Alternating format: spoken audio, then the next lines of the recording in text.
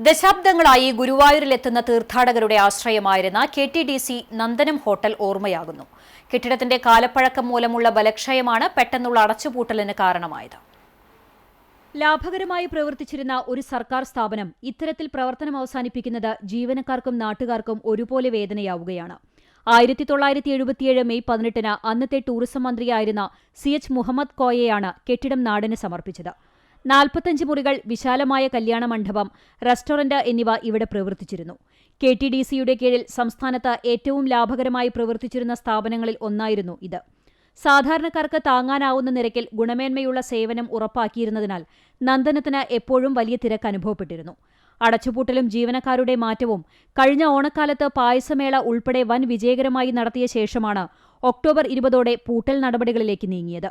ഇവിടെയുണ്ടായിരുന്ന 11 സ്ഥിര ജീവനക്കാരെ KTDCയുടെ വിവിധ കേന്ദ്രങ്ങളിലേക്ക് മാറ്റി നിയമിച്ചു. താൽക്കാലിക ജീവനക്കാരെയും കരാർ തൊഴിലാളികളെയും പിരിച്ചുവിട്ടു. ഇത് 40ഓളം കുടുംബങ്ങളെ പ്രതിസന്ധിയിലാക്കിയിട്ടുണ്ട്. ഹോട്ടലിലെ ഫർണിച്ചറുകളും മറ്റ് അനുബന്ധ സാമഗ്രികളും ഇതിനോടകം തന്നെ മറ്റ് യൂണിറ്റുകളിലേക്ക് മാറ്റിയിട്ടുണ്ട്.